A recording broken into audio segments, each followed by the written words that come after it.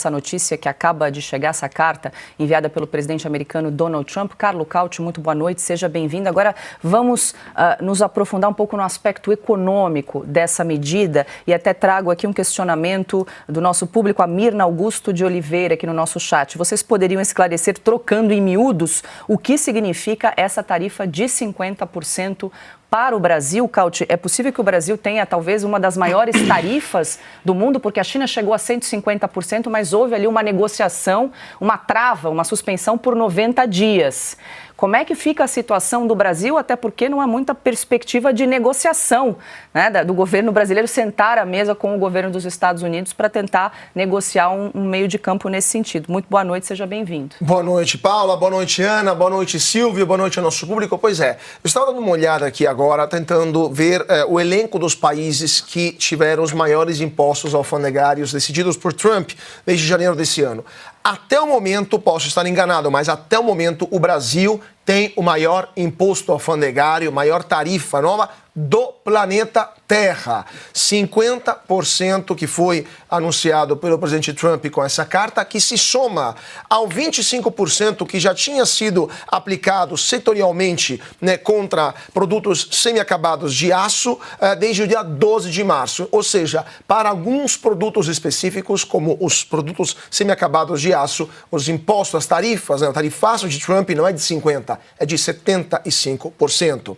Se pegamos outros países que também receberam cartas do presidente Trump que anunciavam tarifaços, por exemplo, temos entre as maiores alíquotas aplicadas estão aquelas contra Mianmar e Laos, que enfrentam uma tarifa de 40%, o Brasil 50%. Né? Temos Tailândia e Camboja, 36%, o Brasil é de 50%.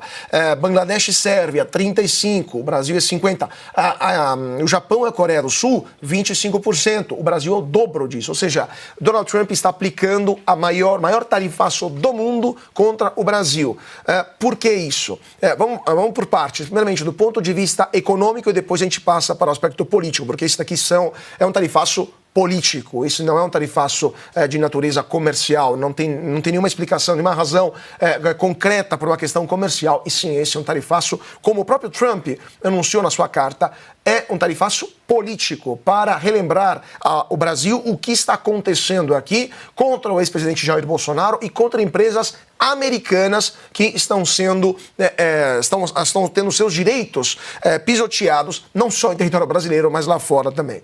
Vamos por partes. Ponto de vista econômico, o comércio bilateral Brasil e Estados Unidos não é superavitário para o Brasil, diferente daquilo que acontece para a China. A China exporta muito mais para os Estados Unidos do que importa. Estão falando de cerca de 400 bilhões de reais que a China exporta mais para os americanos daquilo que importa. Lá sim, o imposto alfandegário faria sentido para tentar reduzir essa diferença, desequilíbrio comercial. No caso do Brasil, mais ou menos o Brasil vendeu ano passado 40 bilhões de dólares para os americanos e importou 40 bilhões de dólares. Então, estamos com uma balança comercial, em alguns anos até favorável para os americanos. Então, não é um imposto alfandegário que é motivado por questões comerciais. Então, é um imposto motivado por questões políticas e também para acabar um pouco com a hipocrisia do Brasil. Porque se a gente pegar a tarifa média que os americanos estavam aplicando, que aplicaram nas últimas décadas, em relação aos produtos brasileiros que entravam nos Estados Unidos, é de 2,5%. No Brasil, temos uma tarifa média que muitas vezes chega até 100%. Ou seja, o Brasil é um país ultraprotecionista. Temos também um protecionismo indireto com a Anvisa, que, por exemplo, proíbe a comercialização de produtos estrangeiros, não só americanos, mas em geral estrangeiros, no Brasil, ou seja, o Brasil é um país extremamente fechado. Isso é concorrência desleal. Não pode, o Trump está relembrando isso. Se vocês quiserem comerciar com a gente, tem que ter igualdade de condições. E, por último, a questão política. Trump, no primeiro parágrafo da carta, a primeira linha, ele lembra que o Brasil está realizando uma, abre aspas, caça às bruxas contra o ex-presidente Jair Bolsonaro. E no segundo parágrafo, ele cita decisões do Supremo Tribunal Federal, centenas de decisões.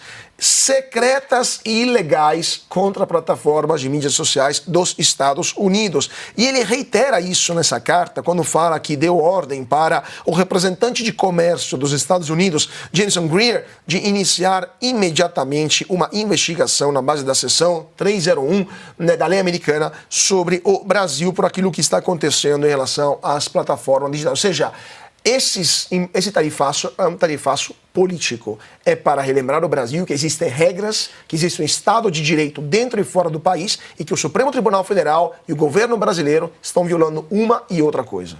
O Couto, só para esclarecer, você falou que alguns setores seria 25% mais 50%, pode chegar a 75% em alguns setores. Exatamente. E são setores importantes, tá, Paula? Porque, por exemplo, se a gente pegar a pauta exportadora do Brasil em relação aos Estados Unidos, ou seja, o que o Brasil exporta mais para os Estados Unidos? Primeiro, óleos brutos de petróleo, quase 15%. Ou seja, amanhã a Petrobras vai sofrer na bolsa. Tá? Petrobras e outras petroleiras. Ponto número 2. Produtos semi-acabados, lingotes e outras formas primárias de ferro ou aço, quase 10%. Ou seja, todas as siderúrgicas brasileiras. Essas daí vão ter 75% de imposto alfandegário.